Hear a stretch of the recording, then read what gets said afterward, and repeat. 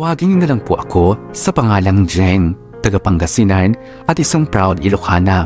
Nagmula po ako sa pobre at simpleng pamilya at pangalawa ako sa 5 magkakapatid. Pero kahit na mahirap kami, ay naitataguyod naman ng aming mga magulang ang aming pamumuhay. Nakakakain naman kami ng 3 beses sa isang araw. Nasubukan ko noong maglakad ng napakalayo at nakatsinelas lamang para makapag-aral lang. At dahil walang pambili ang aking mga magulang noon para sa mga pangangailangan ko sa pag-aaral, ay nasubukan ko rin magtinda ng mga gulay, yema, adobong mani at iba pang mga klaseng paninda. Ginawa ko yun hanggang sa makapagtapos ako ng high school. Hindi ako tumigil noon sa pangangarap na makatulong sa akin o makatulong sa aking mga magulang at mga kapatid. Kaya naman pinagsikapan ko noon na makapasok sa kolehiyo. Sa awa naman ng Diyos ay nakapasa ako noon sa 50% discount scholarship ng eskwelahang papasukan ko sa tuwing araw. Habang tinulungan naman ako ng tiyahin ko sa pagtustos sa iba pang mga gastusin ko sa pag-aaral. Sa kabilang banda, bilang kabayaran at pagpapakita na rin ng utang na loob, ay nanilibihan ako noon bilang kasambahay sa aking tiyahin. Chacha! Chacha, halika nga dito! Dali, may utos ako sa Chacha! Ano ba? Asan ka ba? Chacha, ano ba? Kanina pa kita tinatawag, bingi ka ba? Ha? Teka, ako ba yung tinatawag mo? Hindi, yung hawak mong walis yung tinatawag ko. Bakit pa kasi Chacha yung tinatawag mo sa akin? Well, from now on, Chacha na itatawag ko sa'yo. Aha? Bakit naman? Chacha, as in, muchacha. O, diba, bongga ng slight ang tawag ko sa'yo. Anyway, kanina pa kita tinatawag kasi may papagawa ko sa'yo. Ano naman yun? Plansyahin mo nga itong damit ko na susutin mamaya sa party ni Eva. Now na. Teka, hindi pa ako tapos dito tapos magluluto pa ako ng hapunan. Pwede mamaya na lang yon, okay? Sandali lang naman to Baka kasi masunog ko pa yung damit mo, nakakatakot. Ikaw na lang yung magplansya. Ay, ako pa talaga inutusan mo, no? Nakakahiya. Sino bang alila dito? Ikaw, diba? Hay nako, Jeng. Plansyahin mo na lang tong bonggacious na party outfit ko. Oy, gandahan mo yung pagpaplansya. Ayoko na may bahid ng uling yung mga damit ko. Di katulad nung ginawa mo dun sa uniform ko. Pabilihin mo na si tita ng dekuryenteng plansya para naman hindi na ganito yung ginagamit natin. Okay. Sige, sasabihin ko kay mama bumili ng dekuryenteng plansya. Pero sasabihin ko rin sa kanya, iawa sa pagkain at pagpapaaral mo yung magagaso sa pagbili nun. Ikaw talaga, Chacha, napaka-reklamador mo. Gusto mo pa dekuryente, pang uling naman yung pagmumukha mo. Ay naku, basta plansyahin mo na lang to, tapos. Sige, sabi mo Ay, naku, Jeng. Ano ba itong pinasok mo? Pinag-aaral ka nga ng tiyahin mo. Grabe ka naman kung alilain. Feeling ko tuloy parang ako si Cinderella. Chacha, may nakalimutan pala ako iutos. Ano na naman yun, Icy? Ano yung papagawa mo? Pagkatapos mong plansyahin yung damit ko, linisin mo na rin yung kwarto ko, Kailangan pag uwi ko, maayos na yon, okay? Okay. Kung makautos naman to, kala mo ikaw yung amo. Ano sabi mo? Well, Hoy, Chacha! Una sa lahat, ang mama ko lang naman ang nagpapaaral at nagpapalamon sa'yo. Ako ang anak niya dito, kaya amo mo rin ako. Kapag naasar ako sa'yo, kakalbuhin talaga kita dyan Sasabihin ko rin kay mama na huwag ka na rin pag-aralin. Ano? Tameme ka ngayon, no? Ay nako, gawin mo na lang kasi yung trabaho mo dito sa bahay. Hindi yung reklamo ka ng reklamo. Kailangan na plansya mo na yung damit ko pagkatapos kong maligo. Okay? Maligo na ako. Gora na ako sa banyo. Bye! Kala mo naman kung sino-sino dito kung makapag-utos. Samantalang ampod lang naman siya ni tita. Ay, naku. Tapusin ko na nga to. Jeng! Jeng, halika nga dito. Sige po, tita. Papunta na po ako dyan. Tita, bakit po? Halika nga dito, bata ka. Aray, tita, bakit po? Huwag niyo naman po kong kurutin. Tingnan mo tong ginawa mo sa slacks ko. Ano, bakit nagkaganito to? Bakit parang naging balato ng Dalmatian? Jeng naman, bakit hindi mo pinag-ingatan to? Alam mo namang uniforme ko to di ba?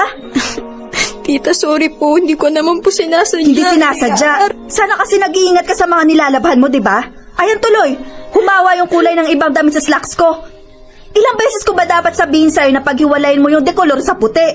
Alam mo namang puti itong slacks ko Tita, sorry na po. Aray, tita mo niyo naman po ako. Kahit kailan talaga, Jeng, ang tanga-tanga mo.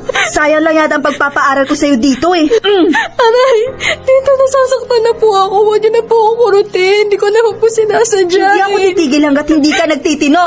Aray, tita, tama na po. Tigas ng ulo mo ah. Ikaw, Jeng ah, ang dami mo ng atraso sa akin. Pasalamat ka at may awa pa rin ako at pinag-aaral pa kita. Ano, uulitin mo pa ba tong katangahan mong to? Hindi na po, tita. Sorry po. Hindi na po. Ay, kaloka. Mami, what's the meaning of oh my? Nalingat lang ako saglit. Meron na palang aksyon na nagaganap dito. Eh, tingnan mo naman yung ginawa ni Jay sa uniforme ko. Oh. Sinong hindi magagalit dito, Aber? Ang syunga-syunga naman po kasi ng babaitang yan, mama. Jeng, bilang parusa sa ginawa mo ngayon, hindi ka kakain ngayong gabi. Tita. Naku, mama, dapat lang po yan kay Jeng. Disiplinahin niyo yan. Tita naman, maawa naman po kayo sa akin. Kailangan kitang disiplinahin para sa susunod, magawa mo na ng maayos sa mga gawain dito sa bahay.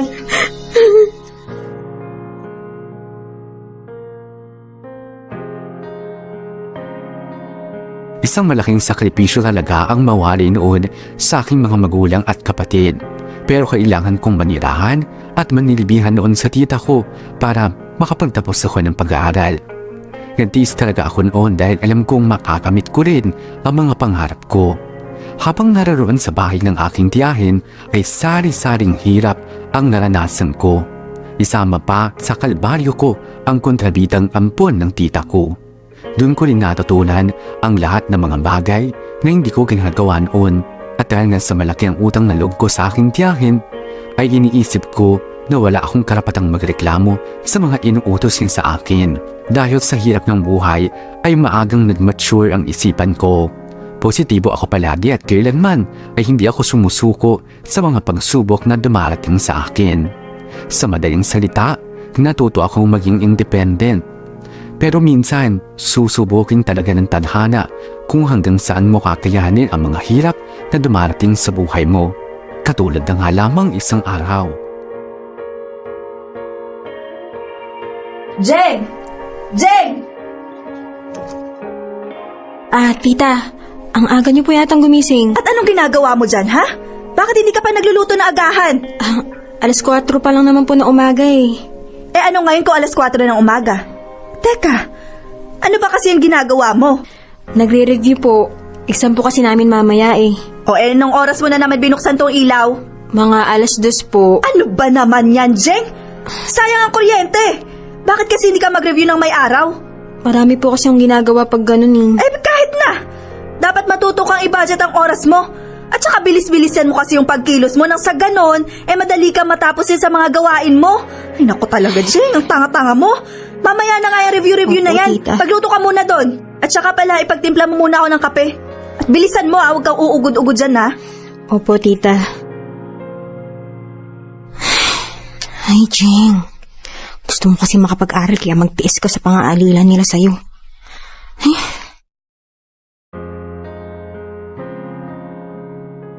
Tita, ito na po yung kape nyo. O, ilapag mo na lang dyan. Nga pala, Jeng, bago ka pumasok sa eskwelahan, siguraduhin mo malinis ang bahay. Kailangan lahat maayos at malinis, ha? Ayoko na may nakikita akong kahit katiting na alikabok dito. Maliwanag ba? Opo, tita. Opo ka ng opo dyan. Tapos mamaya niyan, hindi mo na naman naiintindihan. Kahapon nung tumawag ako sa'yo, sabi mo malinis tong bahay. Bakit na umuwi ako nadatnan kong magulo tong bahay? Tita, baka po si Ice yung nanggulo nun. Aba, pinagbintangan pa ako ng loka. Ang kapal ng pes mo, no? Ang sabihin mo, Chacha, palpak ka maglinis. Oh, gising ka na pala, anak. Good morning, ma. Maaga po kasi ang papasok ngayon sa school.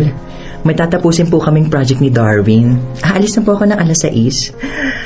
Anyway, ano naman po bang problema ng muchachang to? Nasa kwarto lang po ako magdamag tapos sasabihin niya ako nagugulo ng nililinis niya. Anak, naniniwala naman ako sa'yo. Palpak lang naman talaga maglinis yung si Jeng. Ay naku, dapat turuan niyo ng leksyon yung babaitang yan. Tingnan niyo, pinag-aaral niyo pa po pero po kapalpakan naman ang ginagawa niya sa bahay. Naku, sayang lang ang gastos niyo dyan kay Jeng. At saka ma, bakit po kayo nagpapaaral sa kanya samantalang may mga magulang naman yan? Sila po magpaaral dyan, di kayo. Inaabuso lang kayo ng mga magulang ng tsatsang yan. Icy naman, huwag ka naman gatong dyan. For your info, Chacha, hindi ko ginagatungan si Mama. Sinasabi ko lang kung ano yung totoo. Oo, siya. Sige na. Tama na yan. Oh, ano pa tinutunganga-tunganga mo dyan? Dali, magluto ka na ng agahan, papasok pa ako na maaga. Ano, dalian mo! Kahit kailan ang kupad talaga ng babaitang to, Mama. Sige po, tita. Magluluto na po ako. Anak, Hmm. nagtataka lang ako ha. Bakit Chacha ang tawag mo sa pinsan mo? Chacha, as in, muchacha. Pasalamat nga siya, hindi ko siya tinawag na atchay. Ay nako talaga anak, napakapilyo mo. Ang tagal mo naman dyan, Jane. Bilisan mo, nagugutom na ako. Sandali lang, Icy. Kita mo naman nagsasaing pa lang ako dito eh. Ay nako, ang kupad-kupad kasi. Ay, siya nga pala ma. Yang si Jane, nahuli ko nakikipag-usap sa syota niya. Uy, Icy tumigil ka nga dyan. Wala akong boyfriend. Sus! Wag mo na ako lokohin pa. Hindi po, tita. Hindi ko po boyfriend yon. Kaibigan ko lang po si Kian. Eh bakit sa labas ng gate kayo nag-uusap, hindi sa loob ng bahay? At saka, anong sabi mo? Kaibigan? Eh kung magharutan kayong dalawa para kayo magsyota. Ay nako, Jeng sigurado ko, syota mo yun. Ma, kung ako po sa inyo, pagalitan niyo yan si Jeng. Imbis na mag-aral, puro paglalandi ang inaatupag. Tumigil ka nga, Icy. Huwag ka nga magsinungaling dyan. Tita, wala po akong boyfriend. Maniwala po kayo sa akin. Totoo man o hindi, ayoko pa rin na mababalitaan kung may boyfriend ka. Unahin mo nga muna yung pag-aaral mo. Huwag mo sayahin na pagpapaaral ko sa'yo, ha? O eto, Jeng, kapag nabalitaan kung may boyfriend ka na, titigil ka sa pag-aaral mo. Nagkakaliwanagan ba tayo? Opo, tita. Pero maniwala po kayo sa akin, wala po talaga akong boyfriend. Huwag po kayo maniwala sa kanya. Ikaw talaga, Icy. Mahilig ka talagang manulsul dyan. Hindi naman totoo yung mga sinasabi mo. Ay naku, Jeng, tama na nga yan. Asikasuhin mo na lang yung pagluluto mo. Ay! Ano yung nabasag? Sorry po, Jeng tita. naman! Ay naku, nakabasag ka na naman ng plato. Kahit kailan talagang tanga-tanga mo. Correct, siya nga talaga yung babaeng yan. Ay naku, nakakapang-init ka ng dugo ang aga-aga eh. Sige na, linisin mo na lang yan. Kung hindi lang kita pamangkin, matagal na kitang hinudgun sa sahig.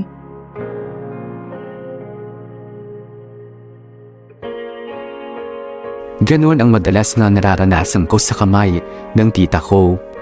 Kung hindi ka sasaktan, ay pagsasalitan ka naman ng hindi maganda at ipapahiya ka sa maraming tao. Pero tiniis ko na lamang yun at kahit kailan ay hindi ako nagtanim ng sama ng loob sa kanila. Kasi naman nakakatulong naman sila sa akin kahit papano. Inunawa ko na lamang noon ang tita ko dahil ganon din ang nararanasan niya na paghihirap para lang makatapos ako sa pag-aaral.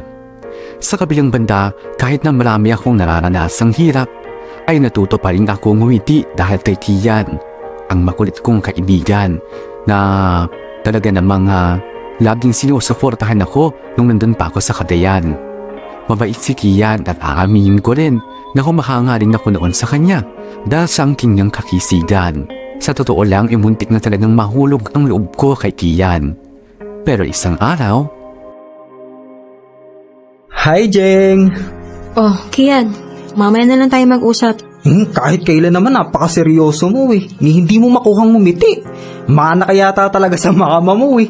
Ewan ko ba pero palaging Biyernes Santo ang mga pagmumukha niyong dalawa. Ay nako, Kian. Mga asar ka lang ba sa akin, ha? Oo, siguro nga pareho kami ni Mama na hindi marunong ngumiti. Lalo na sa mga makukulit na taong kagaya mo.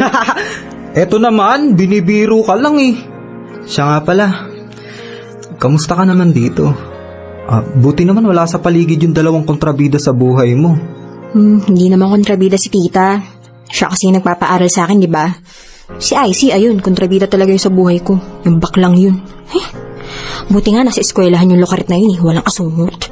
Pero sandali, Jeng, bakit ang dami mo yatang nilalaban? Grabe, pati itong kay laki-laking comforter nilalaban mo. Kailangan eh. Kung hindi, magagalit ang evil witch at sisiraan na naman ako kay tita. Kay Icy pala tong comforter na to. Naku naman, Jeng. Buti naman at nakakatiis ka pa sa pang-aalila nila sa'yo. Ay, ganun talaga. Kailangan kong mag-aaral eh. Jeng, tabi ako sa'yo Ay, nako Kian ha. Alam ko na yan binabalak mo. Please lang, wag mo nang ituloy yan. Wala ako sa mood makipag-asaran sa'yo. Ito naman? Bakit? Kada lalapit ba ako sa'yo puro pang-aasar na lang gagawin ko sa'yo, Jeng? Nako, kilala kita, Kian. Ikaw ang pinakamaharot na lalaki na kilala ko sa buong buhay ko. Huwag ka mag-alala, Jeng. Hindi ako mangungulit at manghaharot sa araw na to. Talaga lang ha? Eh dati nga lagi mo ako pinapahiran ng bula sa mukha eh. Seryoso ako ngayon. Jeng, Aba, himala. Teka Kian, ano man nangyari sa'yo ha? nasabi pala sa akin ni Ruby na marami raw ang nanliligaw sa'yo. Pero bakit Jeng, kahit isa sa kanila wala ka daw ine-entertain? Wala talaga. Kasi hindi ko naman sila gusto. Jeng? Oh, bakit? Teka, namumutla at pinagpapawisan ka. Bakit? May sakit ka ba? Masama ba yung pakiramdam mo? Ano ba Jeng? Pwede ba kitang ligawan? Ano? Kasi baka maunahan pa nila ako sa'yo eh. Ano ba sinasabi mo? Wala namang ganyanan, Kian. Sorry, Kian ah. Pero wala pa akong panahon para dyan. Hanggang kaibigan lang talaga ang kaya ko ibigay sa'yo. Pero bakit Jeng? Ayaw mo ba sa akin? Tatapatin na kita. Ayaw ko sa lalaking playboy na katulad mo. Aba, teka Jeng ah. Ang tingin mo ba sa akin playboy? Ganun na nga. Lang ba? Kilala kita, Kian. At saka, habulin ka ng mga babae, di ba? Pag nagkataon, marami lang ako magiging kaagaw sa'yo. Naku, pasasakitin mo lang ang ulo ko. Jeng talaga, inuhusgahan mo naman agad ako eh. Oo. Maaring habulin ako at naging playboy pero handa naman ako magbago eh. Jeng, pagbigyan mo naman ako. Sorry talaga, Kian. Pero wag ka na magsayang ng panahon sa akin. Hindi rin kita sasagutin eh. Jeng, please naman oh. Isa pa kasi sa dahilan kaya hindi ako nag-entertain ng manliligaw. Kasi ayoko sirain yung pangako ko sa sarili ko na magkoconcentrate ako sa pag-aaral ko. Na hindi ako papasok sa isang relasyon hanggat hindi pa ako nakakapagtapos ng pag-aaral. Makakasagabal lang kasi ang pag-ibig na yan sa pag-abot ko sa mga pangarap ko eh. At saka Kian, si tita, hanggat maaari ayaw na rin mabalitaan na may boyfriend ako. Dahil pag nabalitaan niya yon na mayroon akong boyfriend, naku, hindi siya magdadalawang isip na patigilin ako sa pag-aaral. Kaya sorry talaga, Kian. Wala ka talaga maaasahan sa akin. Ouch naman, it hurts Jeng. Sakit naman nun. Hindi pa nga ako nanliligaw sa'yo, busted na agad ako. Okay lang yun Jeng. Hindi naman kita minamadali eh. Basta tandaan mo lang na nandito ako para sa'yo. Huwag mo kasing itoon lang sa akin yung atensyon mo. Subukan mong ibalingan sa iba. Marami naman kaya nagkakagusto sa'yo. Sa gwapo mong yan, hindi ka mahihirapang magka-girlfriend, no? Kaso nga, Jeng, ayaw ko naman sa mga babaeng naghahabol at nagkakandara pa sa akin. Iba pa rin yung pinaghihirapan. Intindihin mo naman sana ako, Kian. Mas priority ko talaga muna yung pag-aaral. Pero pwede naman maging tayo kahit nag-aaral ka pa. Ang kulit naman eh, hindi talaga pwede. Sorry, Kian. Hanggang friendship lang talagang kaya kong i-offer sa'yo. Hindi na ba talaga pwedeng magbago yung desisyon mo? Hindi na talaga, Kian. Sana maintindihan mo ako.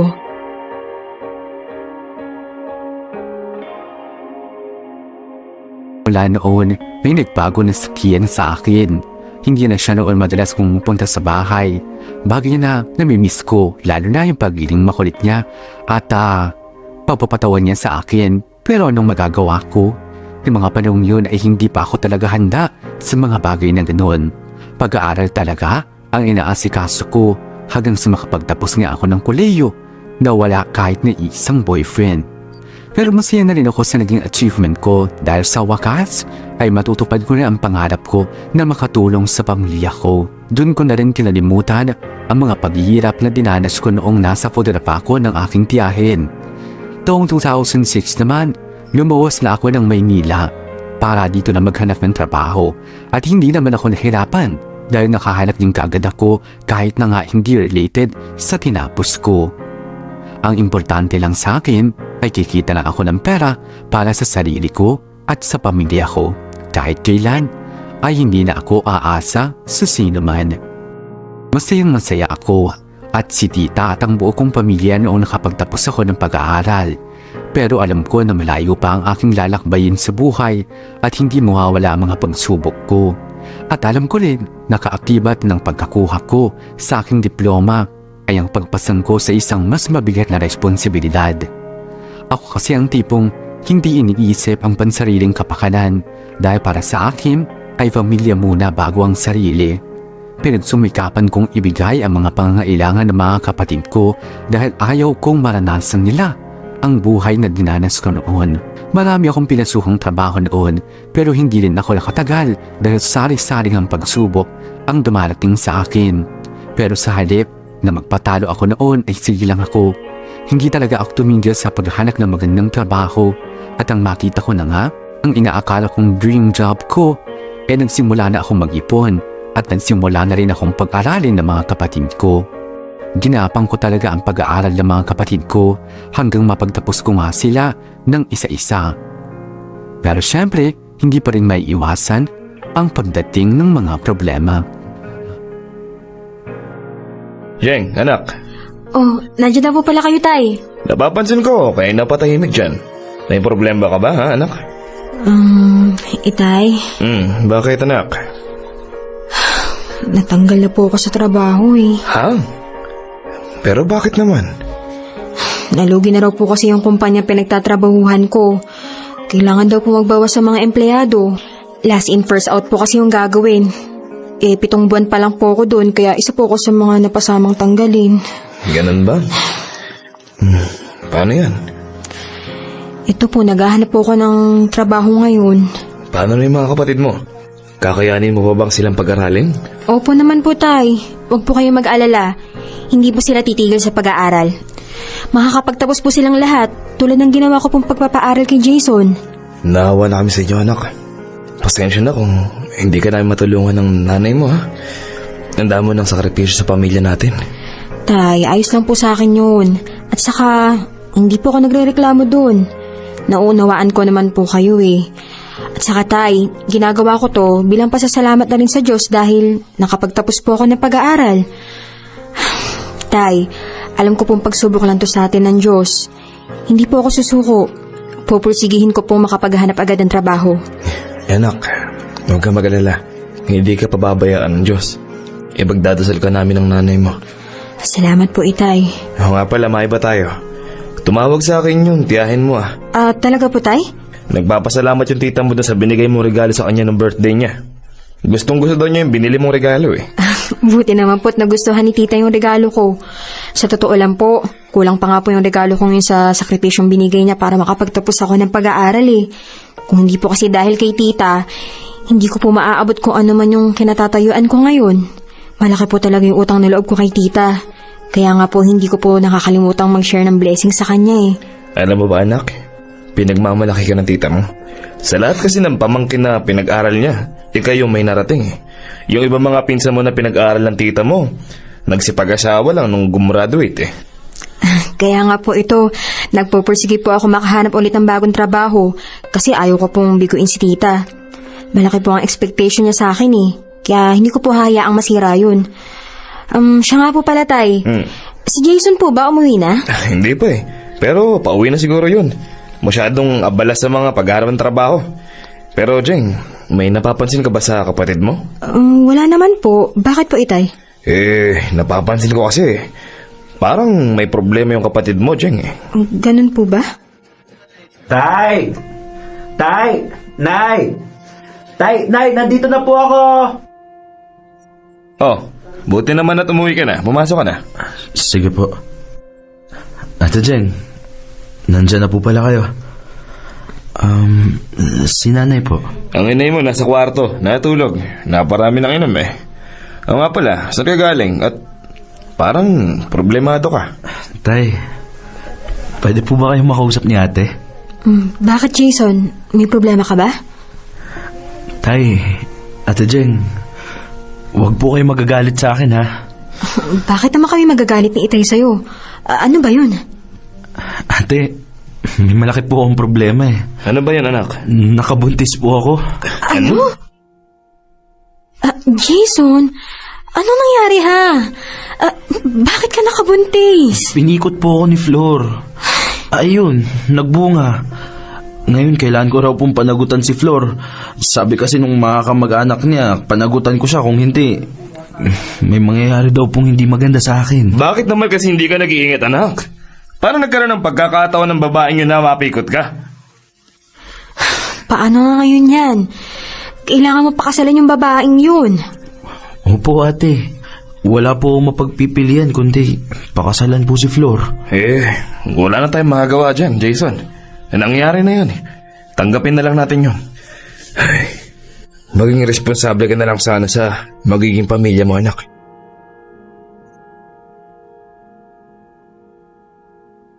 Sobra ako nagulat sa nangyari at aaminin kong nakaramdam ako ng awa at disappointment sa kapatid kong si Jason. Awa dahil alam kong hindi niya na o hindi niya mahal ang babae.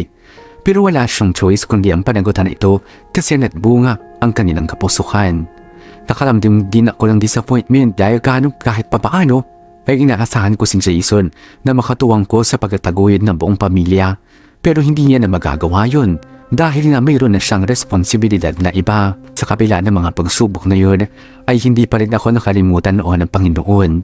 Nahanap ko rin yung pinakamimiti kong magandang trabaho at sunod-sunod na ang pagdating ng swerte sa akin.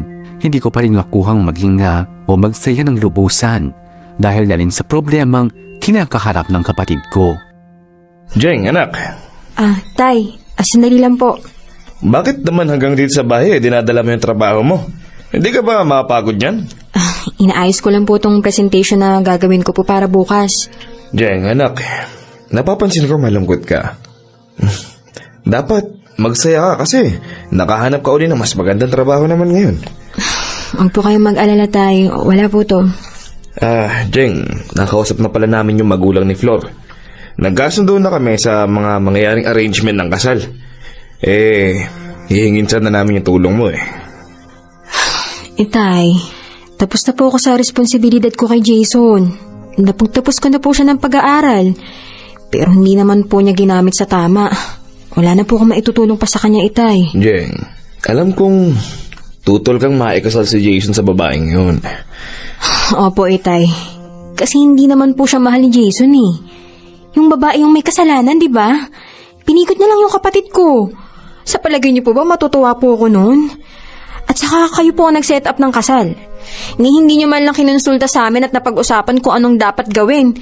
Pero nagdesisyon na agad kayo.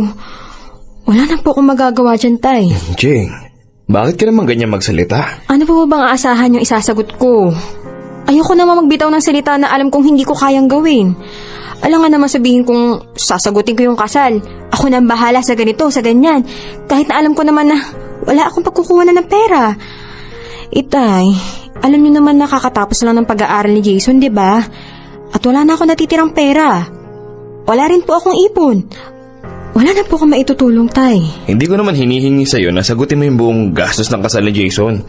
Ang sa akin lang, marinig ko lang mula sa'yo na handa ka maipagtulungan sa amin ng nanay mo. Ano po bang klaseng tulong ang gusto niyo? Moral support kay Jason, ganon? Itay, sagad na po ako. Binuhos ko na sa kapatid ko yung lahat. Nung pinag-aral ko siya, hindi ko hinanap sa inyo yung salitang pagtutulungan. Dahil alam ko naman po yung buhay na mayroon tayo eh. Wala po akong ibang inaasahan kundi ang sarili ko para mapagtapos si Jason. Dugo at pawis ang pinuhunan ko sa kanya dahil buwang kumpiyansa ko noon na magiging katuwang ko siya sa pagtulong sa pamilya na to.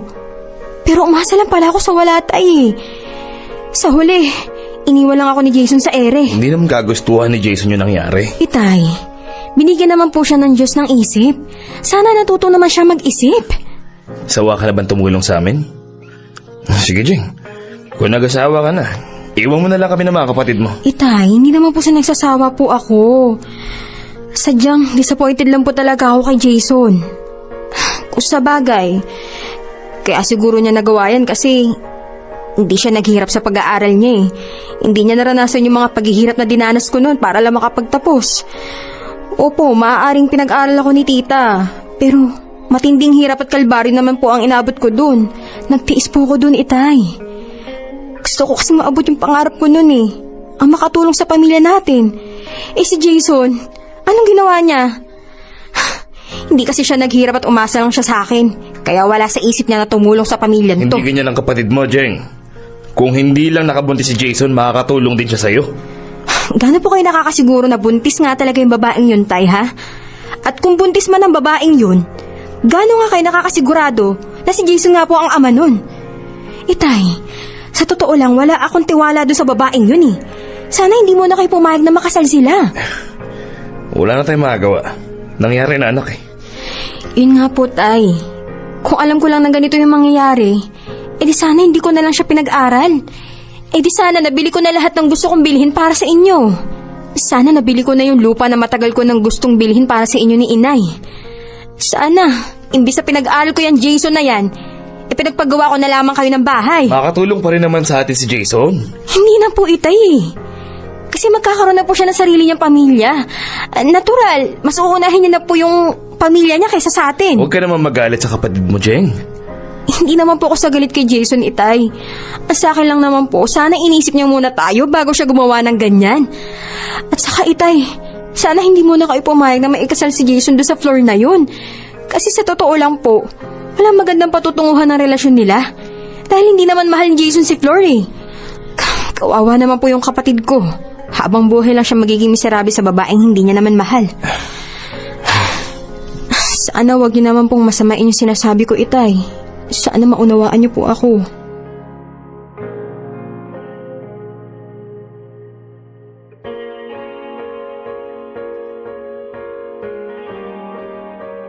Pagkatapos noon ay umiyak ako ng umiyak. Masama ang loob ko dahil lumasa ako sa wala. Sa sama ng loob ko ay niwala na ako ng ganang tumawag pa sa amin. Nagtampo na ako at nagdesisyong hindi muna ako uuwi sa amin habang nagpapalipas ng sama ng loob. Pero isang araw, habang papalapit na ang tinakdang kasal ng kapatid ko, ay tumawag siya sa akin at nangako siya na tutulong pa rin siya sa pamilya kahit na nga magkakapamilya na siya.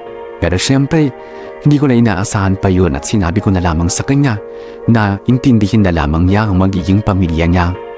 Humingi rin sa akin ng sorry si Jason na agad ko rin namang tinanggap. At nang sumapit ang araw ng kasal ng kapatid ko, Itay! Jeng, buti naman dumating ka na.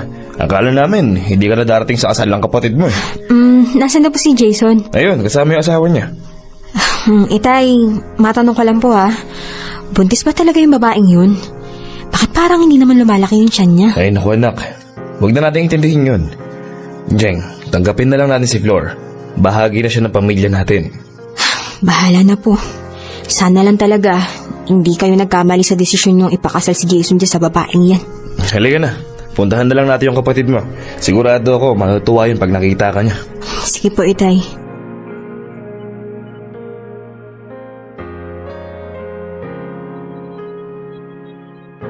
Jason!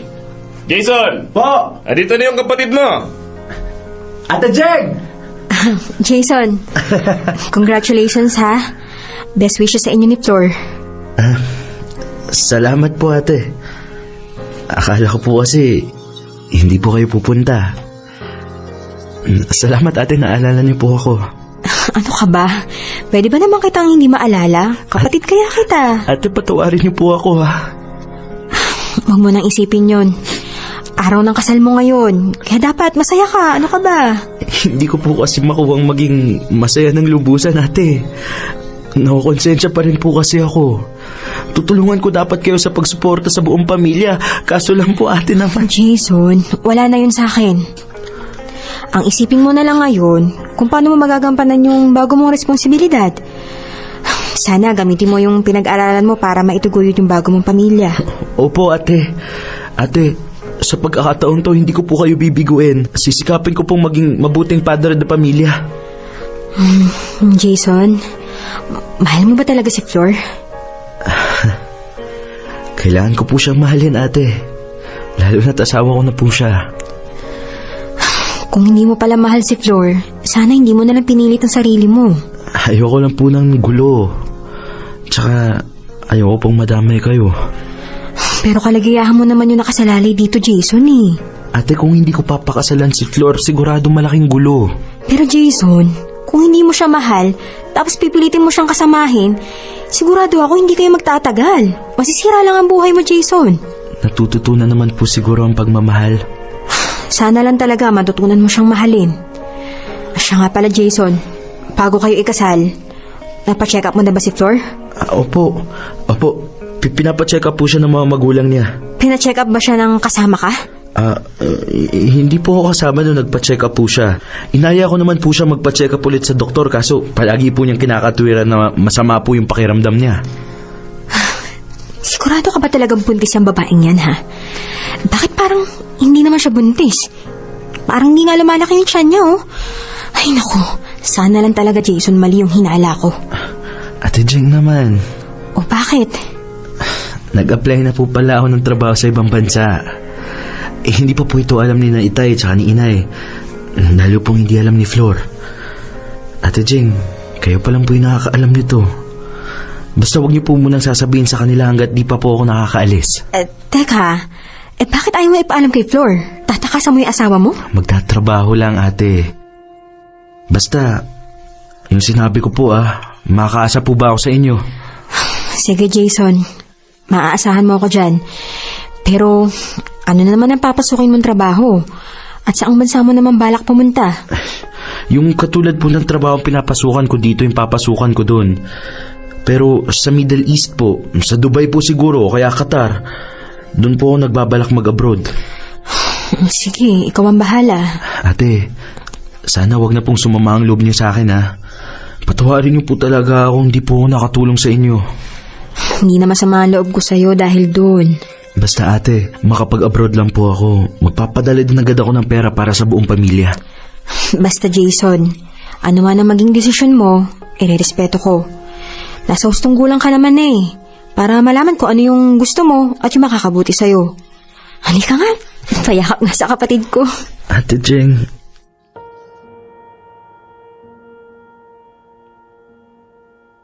Natanggap ko na rin kinalaunan at muling nagpursige sa pagpapaaral sa iba ko pang mga kapatid at pagtulong sa aming pamilya. Pero sa pagkakataong ito ay hindi na ako umatsa pa at inublida ang mga kapatid ko na tulungan akong itaguyod ang buong pamilya sa hinaharap. Ginagawa ko ito ng voluntaryo at sa mga kapatid ko na lang kung tutulong sila sa akin o hindi. Samantala, sa ngayon ay inaayos ni Jason ang pangingibang bansa niya at hanggang ngayon ay wala pa rin kaalam-alam ang asawa nito maski ang mga magulang at iba kong kapatid. Yun nga lang, hindi ko sigurado kung kukonsintihin ko pa ang aking kapatid o hindi. May kutob kasi ako na baka lumala pa ang sitwasyon kaya ito ako ngayon.